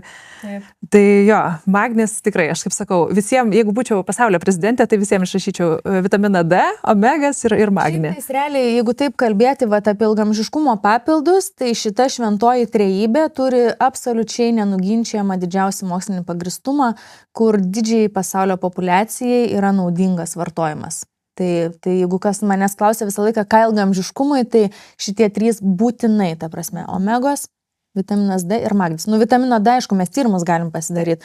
Jau jeigu tenais po 5000 geriat ištisus metus, gal nėra pats tinkamiausias kiekis, nors su mano genetiniu fonu aš privalau tiek gert. Man net neužkyla ten labai smarkiai. Visi žinome, kad omega-3 riebiosios rūgštys yra labai naudingos sveikatai. Bet kaip atskirti tikrai kokybiškus jų papildus? Zenių omega papildas įsiskiria tuo, kad jame naudojamas itin koncentruotas triglicerinės formos žuvų taukų aliejus iš laukinių ančiuvių, kuriame viena kapsulė suteikia net 750 mg EPR plus DHR kartu sudėjus. Tai yra labai didelis kiekis omega-3 rūgščių vienoje dozėje. Be to, šis maisto papildas yra be jokių dirbtinių priedų, kvapiklių ar užpildų. o trigliceridų forma užtikrina geresnį pasisavinimą, mažesnį oksidacijos riziką, be skrandžio diskomforto. Tai pažangus pasirinkimas tiems, kurie ieško maksimalaus poveikio odai, smegenims, širdžiai ir bendrai organizmo būklei palaikyti. Įdomus dalykas, vitaminas D yra, žodžiu, tam tikra, vėlgi, nuo genomo priklauso tam tikra žmonių grupė, kuriems kofeinas trukdo vitamino D įsisavinimui. Taip. Ir pavyzdžiui, yra rekomenduotina nevartoti vitamino D papildų, kai vartoji 2 valandas prieš po kofeiną, tai yra kai geri kavą, nes tiesiog gali sumažinti vitamino D pasisavinimą ten ar ne 60-70%. Tai ta prasme, tokių niuansų, bet kaip pati pasakei, tyrimai... Ir energiškai su magniu veikia, iš tikrųjų magnis reikalingas D įsisavinimui ir reikia žiūrėti ir to D formas, iš tikrųjų, nes dabar netaip senai mačiau tyrimą, kad vitaminas D2, aš iš tikrųjų nežinau, ar dar kas nors tokią nesąmonę pardavinėja. Pardavinėja ir labai stebėjausi, kad kažkas... Bet iš tikrųjų jisai netgi mažina vitamino D kiekį, tai organizme. Tai reikia žiūrėti, kad būtų D3, geros formuluotės, jeigu vyresniam amžiui, su K2 gali būti paderintas. Kalcio įsisavinimo. Jo, nes yra pagrindiniai faktoriai, ypač moterims, paskui vyresniam amžiui tenai svarbu kalcio apykaitai ir taip toliau. Bet čia tokie jau čia bazė jau, ką reikėtų, jau kai kas nors iš tikrųjų paklausiu ten dėl papildų ir sako nevartoji ir ten pamatai, kad kokiuose žemose ten normose viskas yra, tai pirmiausia, ką sutvarkom ir atstatom, tai būtent vitamino D lygius. Tai čia yra esminis reikalas iš tikrųjų. Kaip ir su omegomis labai gerai, nes irgi yra tas bazinis omega-3 riebalų rūgščių indeksas, kur irgi galima pasidaryti ir žiūrėti, kaip tavo organizmas yra, sakykime, nevartojant omegų, valgant tik tais žuvį. Tiesą pasakius, aš nežinau, kiek žmonės valgo žuvies. Aš stengiuosi valgyti daug žuvies, bet tai yra vis tiek maksimum 2-3 kartai per savaitę. Mes nesam žuvies tauta, ar ne? Niekaip kultūriškai neturime ir tų gerų žuvų, gal ežeruose, bet ir tai turbūt, nežinau, čia ir kulinariniai dar dalykai sudėtinga skaniai paruošti. Tikrai nevalgome daug tos žuvies, tai didelis šansas, kad natūraliai tų omegų mažas šansas susirinkti, tai reikia vartoti tos papildus. Ir yra tyrimas, omega-3 bazinis riebalų rūgščių tyrimas, kuris parodo, kaip jūsų, reiškia, omegos įsisavina ir kiek organizme jų yra. Tai irgi labai rekomenduoju. Apie 50 eurų kainuoja, daro 4 savaitės. Tikrai ten ramiausiai nusistatyti ir šiaip, nes, Lietuvoje silkė kokia, bet tada ir dažnai nevalgysi, nes druskos didelis kiekis ir ta kokybė vėl neaiški, labai jau sunkiai rasi iš tikrųjų kokybiškos ten, bet tų visų glutamatų ir neaišku, ko ten pridėta. Taip, ir galų gale būna dažnai sėklų aliejui, pavyzdžiui, jeigu konservuota ir vėlgi, pereinam labiau prie praktinės dalies tą progą. Aliejai, ar ne? Pati užsiminiai apie linų semenų aliejų, kanapių aliejų, bet jie, smarkiai gan oksiduojasi, ar ne? Tai kaip, kažin, su šituo dalyku? Bet čia tik tai šalto spaudimo ir naudoji tik pašlakstimui ant kažko ir nieko daugiau kito su jais ir neveikia. Bet aš iš esmės labai daug pačių sėklų valgau. Tai aliejus, tai čia aliejus, ten kartais nusiperki kažkokį, bet mano racione yra sėklos, nes tai yra vis tiek kompleksas visko, skaidulos, mineralų belė kiek ten visokiausių, tikrai labai platus spektras mineralų yra sėklose. Pavyzdžiui, gal kas nors nežino, iš tikrųjų, bet 30 gramų moliūgų sėklų turi tiek geležies, kiek turi kilogramas burokėlių, kur mums jau taip tradiciškai atrodo, kad jeigu ne mėsa, tai burokėlius valgyk, jeigu geležies trūksta. Tik tais esmė ta, kad mineralų įsisavinimui iš sėklų reikalingas vitaminas C. Tai reikėtų jau, tai apelsino užkaskit. Pašlakstyt, ar ne? Jo, kažkur tai, ar jeigu ten jau salotas, dar kažkas. Bet šiaip iš esmės, tai gaminimui mes tokių aliejų nenaudojam, nes yra žemas tas svilimo taškas ir jie ne tam absoliučiai skirti. Jie yra kaip šaltas pagardas prie mūsų mityboje. Jo, o šiaip visom kitom paskirtim aš naudoju alyvuogių aliejų su kuo daugiau polifenolių, nes aš maisto nedeginu, neskrudinu.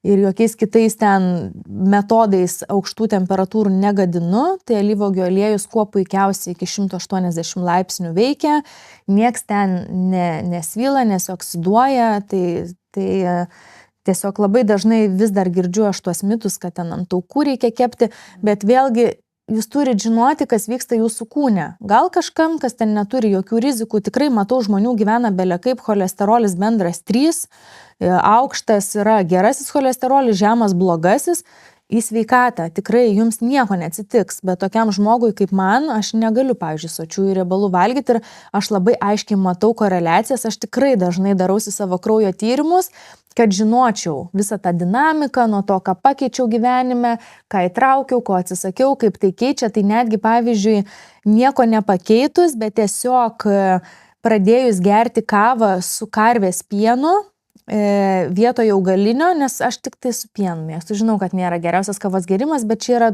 desertas man. Nu, aš nevalgau cukrus, bet aš kapučino mėgstu išgerti. 80-20 taisyklė. 80 gerai. Man veikia viskas gerai, bet esmė, ką pastebėjau, pakeitus į karvės pieną laikinai, atsipalaidavus buvau, cholesterolis piu. Iš karto, aišku, yra ir kitų ten niuansų, tai tarkim, daugiau streso buvo, kažkas keitėsi gyvenime, bet iš tikrųjų per vieną vienetą pakilo. Buvo nuo bendro 4,6, man pakilo beveik iki 6 bendras cholesterolis. Tai tikrai čia didelis pokytis. Jo, gal atsakau, truputį atsipalaidavus buvau su sočiaisiais riebalais.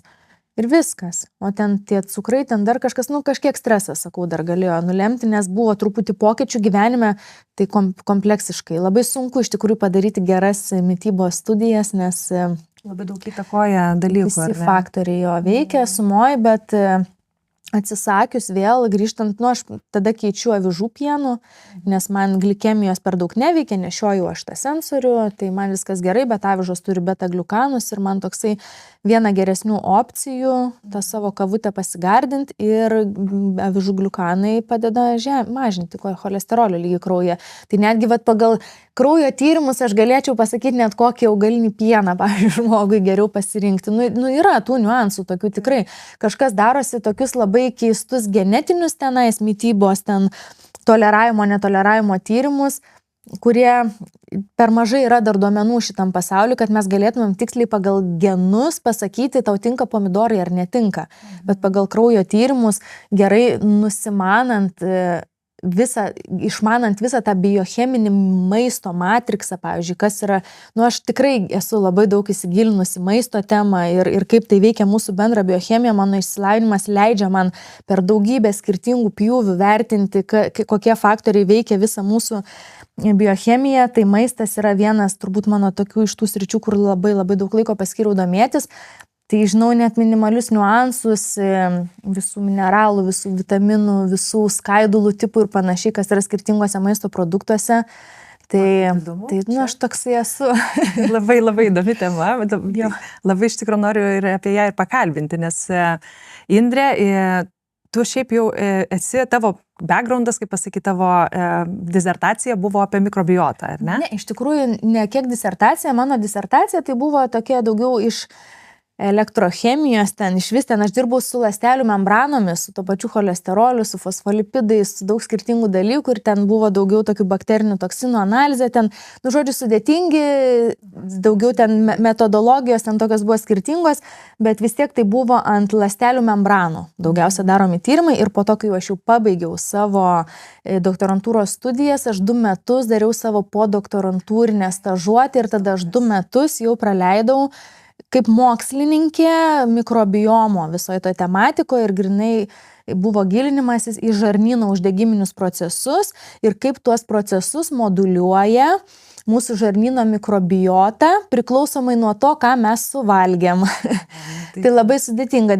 Kaip skamba sudėtingai, bet iš esmės kiekvieną kartą, kai mes valgome, į mūsų kūną patenka maistinės medžiagos, kurias labai skirtingai mūsų žarnyno mikrobiota perdirba. Tai mano visas tas fokusas buvo ant polifenolinių junginių ir būtent daug dirbau su urolitinai, ten buvo visokie elaginės rūgštys, žaliųjų arbatų ekstraktai ir panašiai, ir kaip jie moduliuoja, kaip jie veikia mūsų tą uždegiminį profilį žarnyne. Tai koks rezumė? Tai rezumė, tai tenais, aišku, buvo labai, visą laiką reikia žinoti, kad tai niekada nebus pritaikoma bendrai populiacijai, tie duomenys, nes mes dirbome su žmonėm, kurie serga žarnyno uždegiminėmis ligomis ir tai vis tiek buvo modelinės sistemos, tai nebuvo klinikiniai tyrimai su žmonėmis ir poveikį mes matėme tik tais ląstelių lygmenyje, mes ten tokius turėjom žarnyno organoidų modelius, kur iš kamieninių, žodžiu, paimdavo biopsiją iš žmonių organizmo, iš tos biopsijos išaugindavom tokius organoidinės sistemas, tai maža žarneles laboratoriniam sąlygom po tokiam specialiam geliniam matrikse ir matydom ten tokios mažos žarnelės ir tada mes jau veikdavom skirtingais tais metabolitais ir tada darydavom visą analizę genų lygyje, kokių vyko uždegiminių faktorių, uždegiminių žymenų ekspresija, koks, žodžiu, rezultatas buvo jau pačiose ląstelėse, žiūrint tą visą uždegiminį lygį. Labai čia taip stengiausi papasakoti paprastai, bet gal sudėtingai. Tai iš tikrųjų labai fainai mokslininkų grupė ir toliau labai pažangius tyrimus atlieka Kaune, daug dirba su mikrobiota ir mikrobiomo tyrimais. Aš jau atsitraukiau iš viso to, pabaigus savo podoktorantūrinę stažuotę, bet mikrobiomas pati kaip tematika, vien dėl to aš ir labai norėjau padaryti savo podoktorantūrinę stažuotę toj tematikoje, nes aš daug metų iki to domėjausi tuo. Tai vat man pavyko ir kaip mokslininkai prisiliesti prie tų temų, už tą galimybę tikrai labai dėkinga esu šiai dienai Kauno klinikų mokslininkams.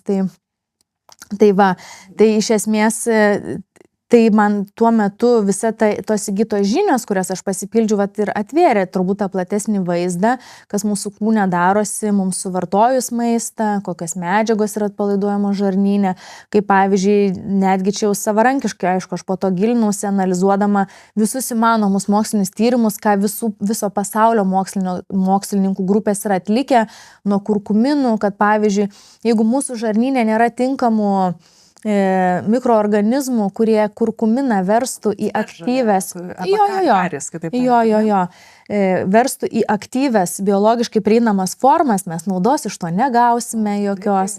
Arba pavyzdžiui, iš tos pačios polifenolinių medžiagų, tokios elaginės rūgšties, kurias mes randame uogose, ypatingai daug gervuogės, avietės, yra žarnyne pagaminamas urolitinas A. Ir jis yra toks junginys, kuris iš tikrųjų dabar ilgamžiškumo sferoje yra labai plačiai tyriamas dėl savo potencialios naudos mitochondrijoms ir būtent tos energijos aktyvavimui, naujų mitochondrijų gamybai. Tai kas nelabai žino, kas tos mitochondrijos, tai mitochondrijos yra mūsų ląstelių viduje esančios tokios energijos jėgainės.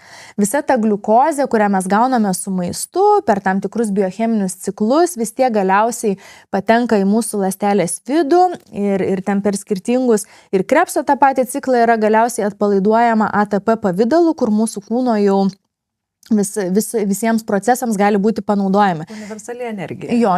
Ir ta universali energija yra gaminama būtent mitochondrijose. Ir kuo daugiau mes tų mitochondrijų turime savo organizme, tuo mūsų kūnas yra labiau metaboliškai aktyvus. Tuo daugiau energijos iš maisto mes galime paimti ir sunaudoti ir tada kūnas nekaupia to perteklinio riebalo ir neturi ten iš ko per daug tos uždegimus kelti. Tai mitochondrijų sveikata yra neatsiejama nuo viso mūsų ilgamžiškumo, tai būtent tas urolitinas A, netgi šiandieną klausiau šiaip labai įdomų pokalbį su profesorium Kennedy, kur dirba jie Singapūre, tai jis taip labai perspektyviai nušvietė, kad turbūt yra vieni geresnių rezultatų po ilgo laiko su šituo junginiu. Kita ten, ką gyrė, tai yra pamaisinta, rapamicina. Aišku, riboti tie duomenys yra, bet ten pakankamai neblogi. Aišku, visą laiką yra kontroversiška, po kažkiek metų matysime tą realesnį vaizdą, bet kiti kandidatai, vienas iš jų tikrai galėtų būti tas būtent bakterinis metabolitas urolitinas A, tik tai esmė yra ta, kad ne visų mūsų organizmuose jisai pasigamina priklausomai nuo to, kokios bakterinės rūšys yra mūsų žarnyne. O tos rūšys atsiranda nuo to, ką mes valgome iš principo. Taip, mes patys jas, kaip sakant, kultivuojame tas bakterijas dėl savo mitybos. Tai jeigu mes valgytumėm daugiau uogų įvairių, tai yra šansas, pavyzdžiui, kad ta rūgštis, jinai pradėtų tenais būti gerai suskaidoma, teisingai suskaidoma, ar ne? Taip, šalaginė. Taip, tas didesnės konversijos tikimybė į tas jau mums naudingas biologiškai aktyvias formas. Tai čia su daug kuo, čia ne tik urolitinės A, čia, sakau, tie patys kurkuminai, netgi, tarkim, yra labai aiškiai parodyta, kad netgi skirtingi vaistai mūsų organizme labai skirtingai veikia, priklausomai nuo to, kokias turime rūšis savo žarnynuose ir netgi onkologinių ligų kontekste, pavyzdžiui, yra matoma, kad jeigu žmogus stokoja tam tikrų bakterinių kamienų, tai atsakas į gydymą bus daug silpnesnis. Daug tų duomenų nėra dar, ta prasme, tai tokios temos kaip ten onkologijos ir panašiai čia reikalauja labai rimtų klinikinių tyrimų, kad būtų galima iš viso kažką teikti, tai taip labai atsargiai yra kalbama apie tai, bet kas liečia prevenciją, kur mes, pavyzdžiui, tiesiog galim paįvairinti mitybą, įtraukti daugiau prieskonių, uogų, ar kartais net ir tą papildą nusipirkti, kur tu nežinai, nemėgstu aš to kario skonio, neimsiu aš šitos ciberžolės ir nedėsiu į maistą, tai tikrai tau nieko neatsitiks, jeigu tu gerą, švarų, kokybiškai ištestuotą papildą nusipirksi. Aš, pavyzdžiui, labai mėgstu polifenolių miksus, kur yra nedideliais kiekiais, daug skirtingų medžiagų ir man toksai kaip garantas, kad aš pamaitinau tas rūšis, kur būtent mėgsta skirtingus tos polifenolius, nes, pavyzdžiui, šiandien neturėjau laiko nei mačas išgerti, nei aš tos ciberžolės dėjau, nei ten tų raudonėlių barščių ant maisto, nes žiauriai skubėjau ir valgiau kažką. Tai kur daugiausiai tų polifenolių, kokiam kasdieniniam maiste? Spalvose, kur spalvos, ten ir polifenoliai, tai iš tikrųjų, kur yra uogos, vaisiai, daržovės, tie patys ankštiniai, yra visokiausių spalvų, tai ten ir tas naudingiausios polifenolinės medžiagos yra. Tai čia tik tais viena iš sudedamųjų dalių, kas tenais lemia šiaip.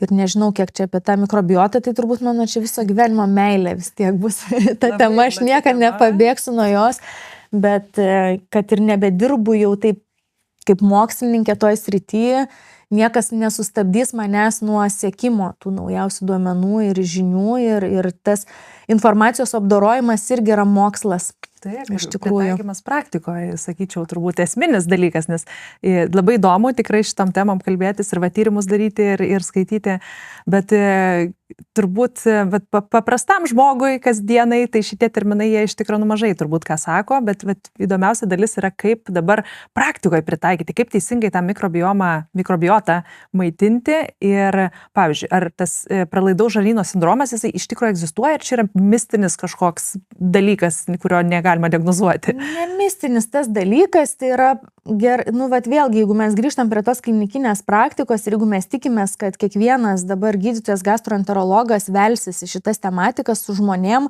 kai jis neturi aiškių įrankių tiksliai diagnostikai ir nėra duoto protokolo, ką su tuo daryti, tai retas gilinsis tenai ir bandys ten kažkaip jums padėti. Bet ar tai reiškia, kad tai neegzistuoja ir mes neturim įrankių išspręsti tokių problemų? Absoliučiai ne. Tiesiog tai dar neatėjo į plačią visiems prieinamą tą medicininę praktiką. Ir kad žarnynas tampa pralaidus, kad silpnėja jungtis tarp ląstelių ir kad visa tai galiausiai išsitransliuoja į bendrą sisteminį uždegimo, kartais ir autoimuninės ligas, aš manau, kad čia jau niekas nenuginčys. Tie procesai vyksta, mes turim aiškius žymenis ir baltymus, kurių ekspresija didėja arba mažėja, kai žarnynas tampa pralaidus.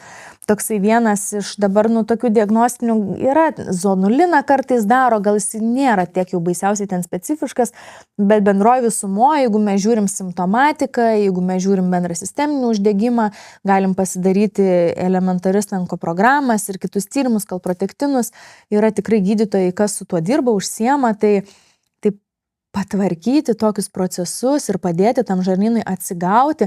Kartais žmonėms reikia bent kažkokio įrodymo ant popieriaus, kažkokio bent jau tyrimo, kad jis įtikėtų, kad jam iš tikrųjų yra problema ir jisai elementariai sumažintų ten, tarkim, smarkiai perdirbto maisto, kepinto, priskrudinto, ten tų pačių sočiųjų riebalų, kas kaip ir aišku kiekvienam žmogui, kad nieko gero tavo sveikatai, bet kartais, kol tu neparodai kažkokio rodmens laboratorinio, žmonės nepriema to asmeniškai. Diagnozė yra pusė gydymo, mes taip sakydavom ligoniniai. Ta prasme, viskas žmogus sužino kažkokią nors diagnozę, nesvarbu teisinga, ne, prielaida, ten įtarimas, viskas jau visai pasikeičia požiūris. Reikėtų ten drastiškai kažkaip labai, nes paskui prasideda tenais kažkam biškai kažkoks negalavimas ir tu nežinau, kur žmonės eina kartais konsultuotis, aš kaip pamatau tas rekomendacijas, kur žmogui tampa nieko nebegalima, 30 papildų iš vis ne į temą, tai čia klausykit, nesprendimas yra, reikia žinoti, kur eini, kodėl, ką tau patars, kodėl patars,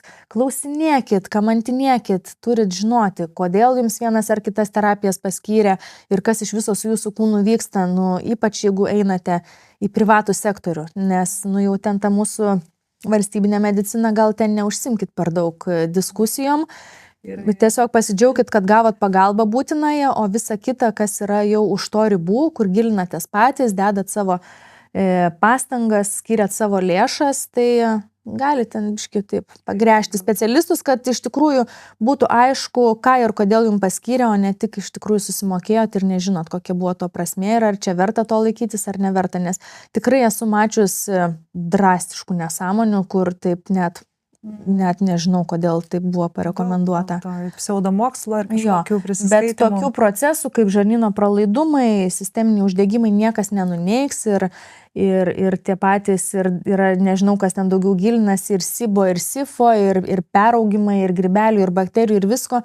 Tikrai vyksta tie procesai, gal ne iki galo žinomės, kaip tai išspręsti. Ir kol, sakau, nėra standarto, tai bendra medicina ilgiau eis, bet kas jau ten užsiema, skiria laiko, žinių, iš tikrųjų visai atsakingai išsispręsti galima tokias problemas, o tai tikrai naudinga yra, kalbant ne tik apie bendrą sveikatą, bet ir apie visą savo ilgaamžiškumą, nes galų gale virškinimo sistema yra pagrindinė vieta, kuri mūsų kūną, iš kurios mes gauname visas maistinės medžiagas, nepakanka maistą vien įdėti burną.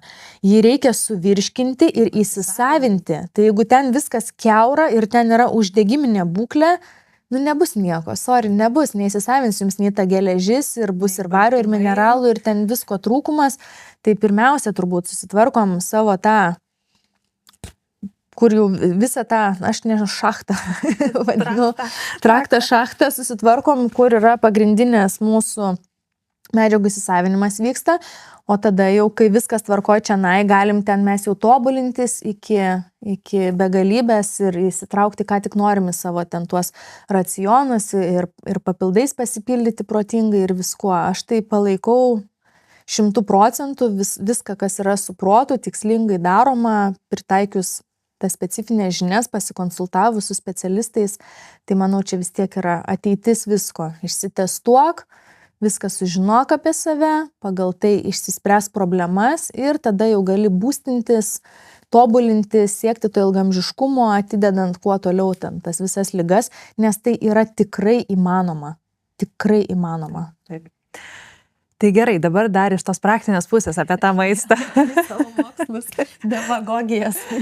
Labai supratom, kad tikrai esi labai ambasadorė didelė ir tyrimo, ir sekimo, kas yra labai labai gerai, bet vis tik universalus mitybos planas ar egzistuoja, ta prasme suprantu, kad pagal amžiaus grupės taip, bet vis tik kokie yra pagrindiniai mitybos elementai, į kuriuos reikėtų atsižvelgti kiekvienam žmogui, mikro, makro elementai. Jo, šiaip iš tikrųjų tas aukso standartas, bet kokiu atveju jisai yra ir jeigu visi žmonės bent jau tiek padarytų dėl savęs, nepaisant ten tų minimalių individualumų, jau žiauriai būtų gerai ir tas aukso standartas pagal visus mokslinius tyrimus su truputį skirtingom iš tikrųjų tokiom variacijom gali būti priklausoma ar ten smegenų sveikata, širdies, dar kažkas.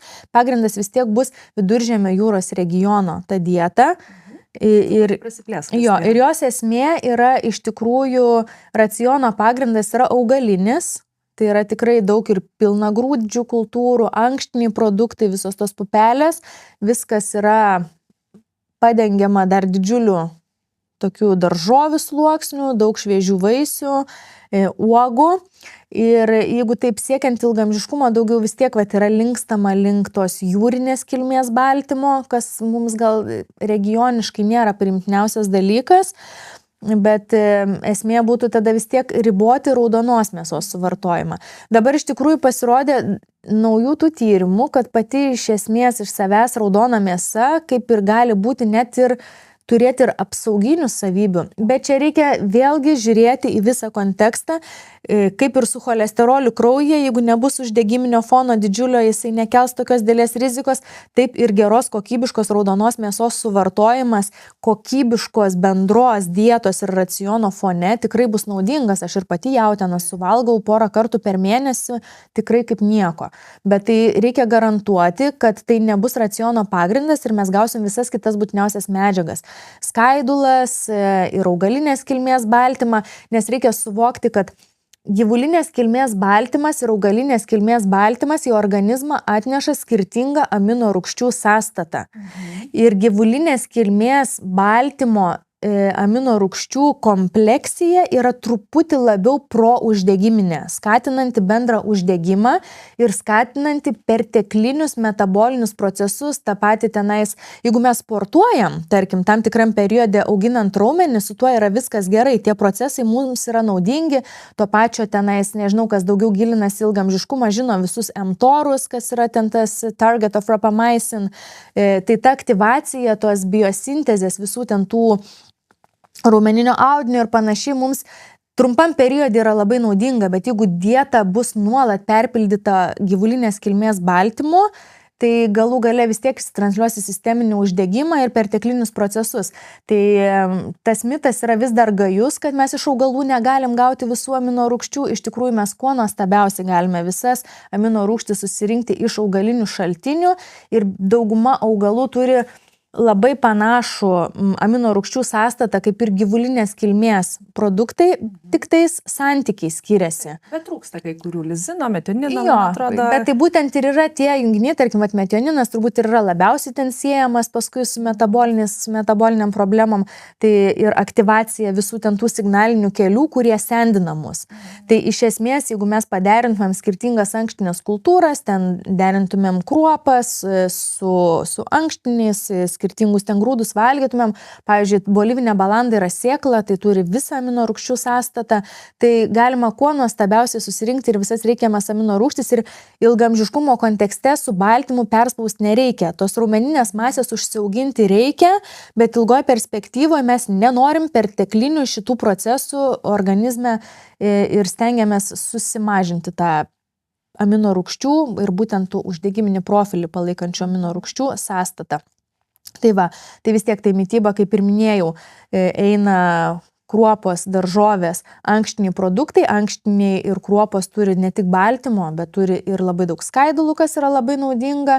Prie viso to iki 300 gramų vaisių ir daržovių, polinesotieji riebalai, sėklos, alyvuogių aliejus ir tas baltymas, paukštiena gali būti ten keletą kartų per mėnesį, raudona mėsa. Žuvis. Jo, gali būti kažkiek, aišku, ir pieno produktai, visiškai nenurašykim, tenais jų yra vienas kitas žmogus, kur ten tikrai kelia jiems problemas, bet tarkim fermentuoti pieno produktai, sūriai kažkokie su saiku drąsiai gali būti mūsų racione, reikia tiesiog turėti mintyje visą laiką tą sočiųjų riebalų kiekį, bet šiaip tikrai visa tai, kas pereina bakterinę fermentaciją, maistas, turiu galvoje, visi rauginti pieno produktai, netgi jeigu juose ir buvo sočiųjų riebalų, po tos bakterinės fermentacijos jie tampa mažiau kenksmingi mūsų organizmui ir netgi yra tyrimų, kurie rodo, kad tarkim sotieji riebalai suvartoti iš jogurto, kas yra jau bakterijų produktas, taip, netgi ir daug silpniau veikia mūsų bendrą cholesterolio lygį, nors tai yra sotusis riebalas, lyginant su, pavyzdžiui, šviežio pieno sūriais, kažkokios ten mozzarellos, ar ten pienas, tiesiog pats iš savęs, ar ten sviestas ir kažkas.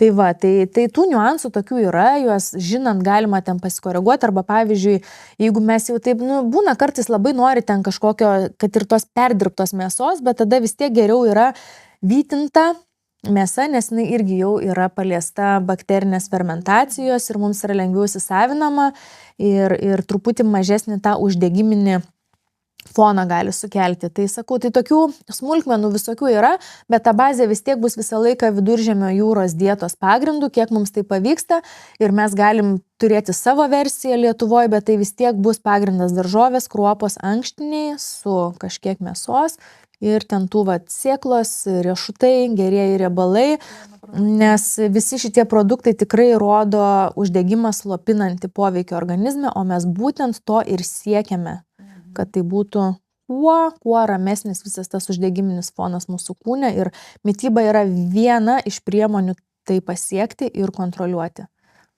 Tikrai labai čia, kaip ir viską šitą žinojom iš tokios praktikos ir iš gyvenimo, bet labai gerai, kad dar iš mokslo pusės patvirtinai. O kaip yra su probiotikais visais? Jų mums tikrai reikia papildomai vartoti, ar ne, visokių raugintų kopūstų, kimči, jogurtai tie patys, ar ne? Taip, tai iš esmės vėlgi net nereikalinga mano nuomonė, kai yra gerų mokslinių tyrimų ir užtenka juos pacituoti. Tai buvo, dabar tiksliai neatsimenu, kelintų metų 20 gal ar 22 Stanfordo mokslininkų tyrimas, tai vyras ir žmona Sonnenbergs ten tokie dirba, jie labai toje tematikoje ir jie parodė, kad 5 porcijos fermentuoto maisto per dieną reikšmingai didina mikrobiotos įvairovę.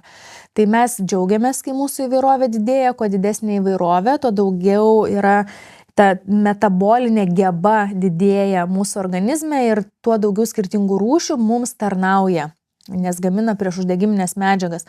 Žmonės ne iki galo dar turbūt suvokia, kokia yra prasmė tų žarnyno bakterijų. Žinom, kad jas kažką daro, kažkokius vitaminus pagamina, bet iš tikrųjų gamina labai stipriai veikiančias ir priešuždegiminės medžiagas. Tai daugiausiai ištyrinėtos yra trumpųjų grandinių riebiosios rūgštys, acetatas, butiratas, propionatas, kur labai gerai moduliuoja mūsų ir visą žarnyno sveikatą ir uždegiminę būklę. Ir šitoj, iš tikrųjų atsiminiau dabar vieną dalyką.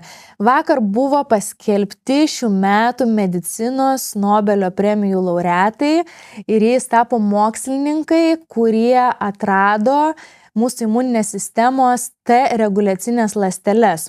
Tai yra būtent tokios imuninės sistemos ląstelės, kurios padeda sukontroliuoti uždegimo intensyvumą, kada nereikia jį prislopinti ir prisideda smarkiai ir prie autoimuninių procesų reguliavimo ir panašiai, kad nebūtų kūnas nuolatiniai koviniai parengti. Tai būtent yra tokia tų ląstelių funkcija ir iš esmės daugiausia tyrimų šiuo metu rodo, kad tas ląsteles ir jų funkciją labiausiai palaiko būtent mūsų žarnyno mikrobiota, gamindama būtent šituos priešuždegiminius junginius, kurie moduliuoja tų ląstelių veiklą. Tai būtent butiratas turbūt turi daugiausia tų duomenų kaip medžiaga.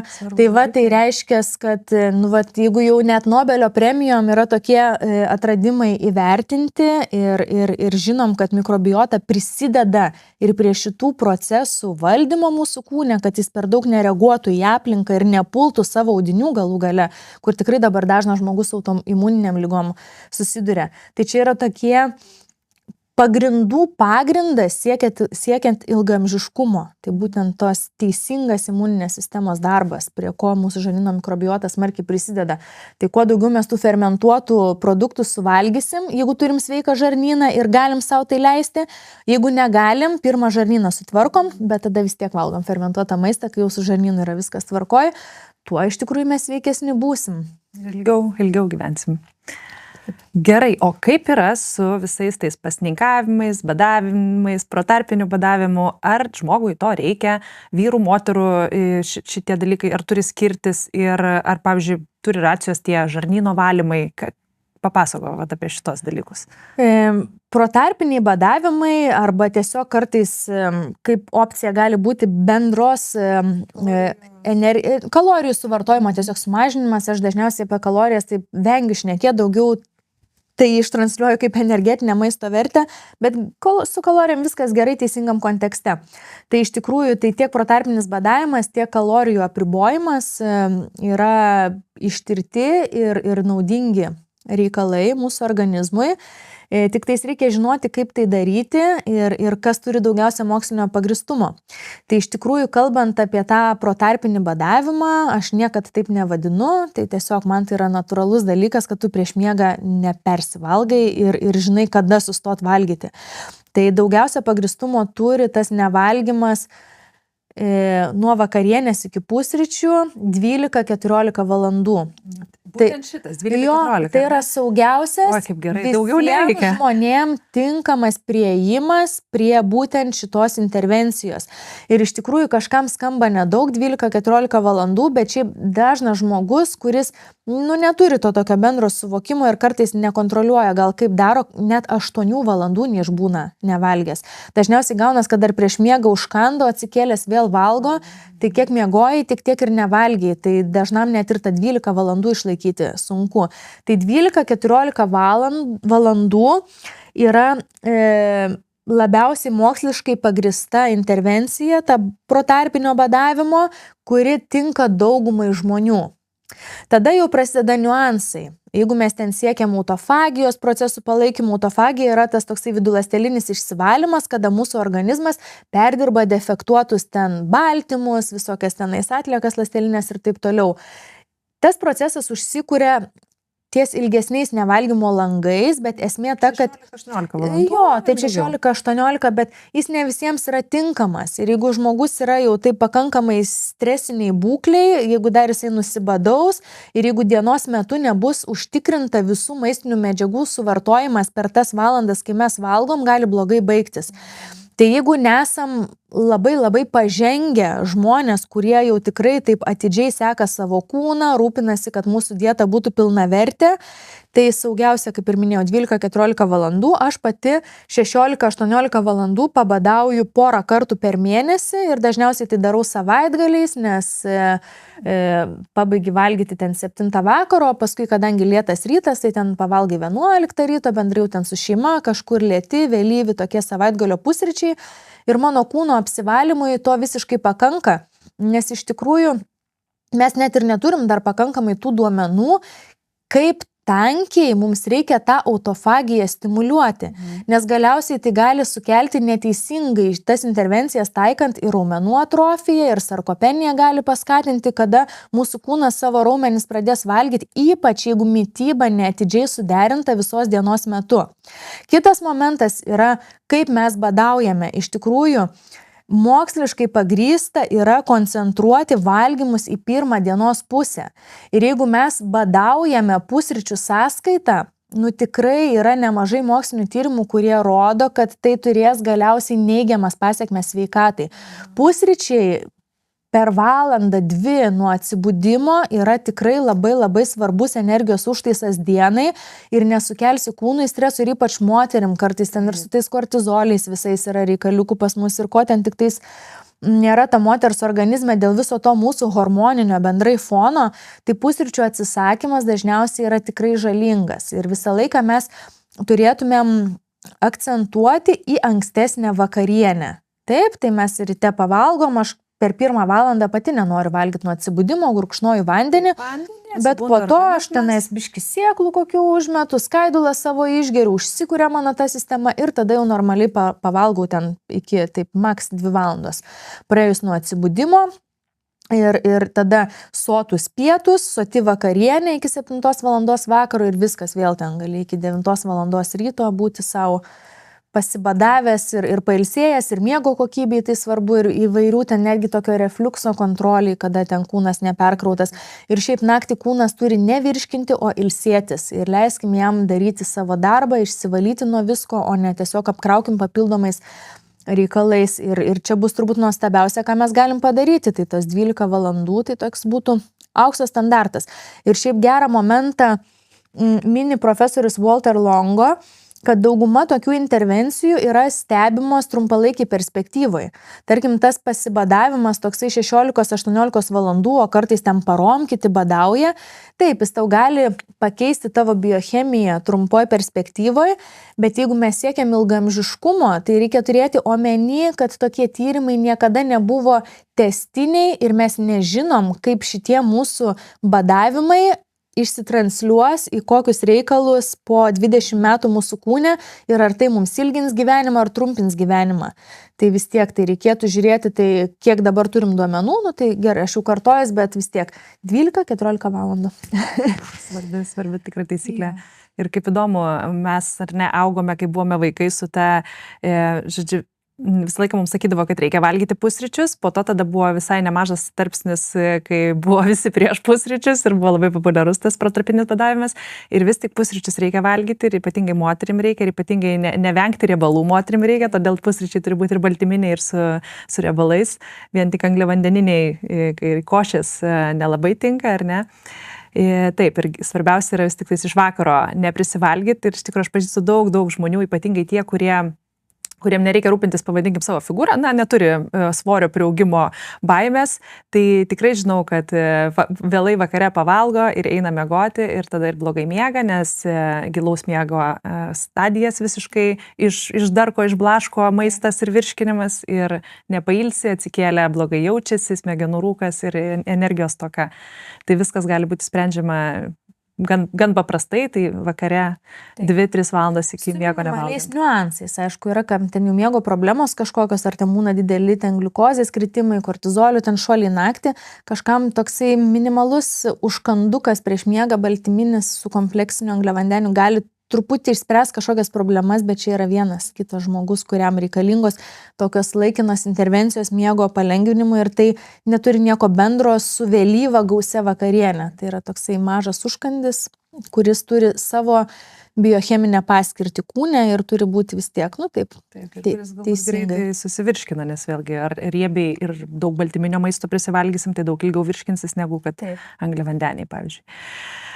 Labai įdomu šnekėtis, esame dar daug klausimų aptarusios, ką norim pakalbėti, ar ne, bet mūsų laikas iš tikrųjų jau pabaiga.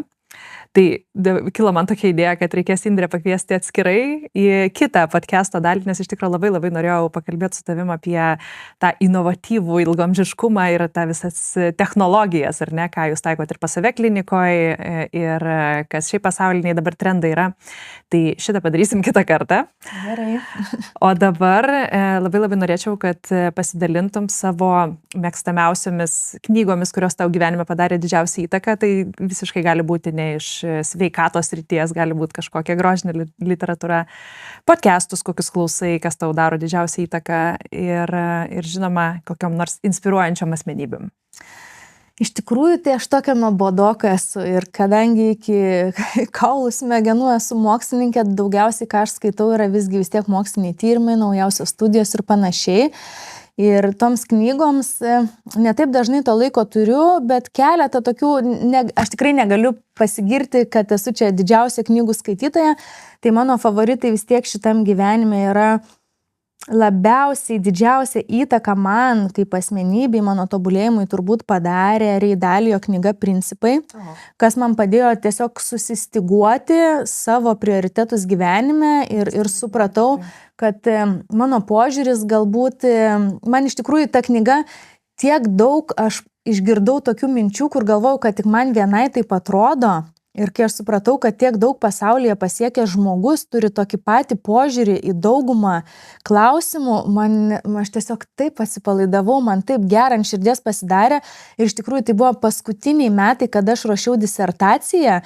Tai man tiesiog padėjo sukaupti visas iš esmės savo kūno jėgas ir pabaigti tos svarbiausius darbus ir pagaliau apsiginti tą disertaciją. Tai man turbūt aš visą gyvenimą atsiminsiu tą knygą ir po to laiko aš ją skaičiau dar 2 kartus, ne nuo pradžios iki galo, bet iš tikrųjų, kai pritrūkdavo įkvėpimo, tai toksai tikrai labai gera tokiai asmeniniai strategijai apie savo gyvenimą susidėlioti. Struktūrai, principams tikrai. Labai.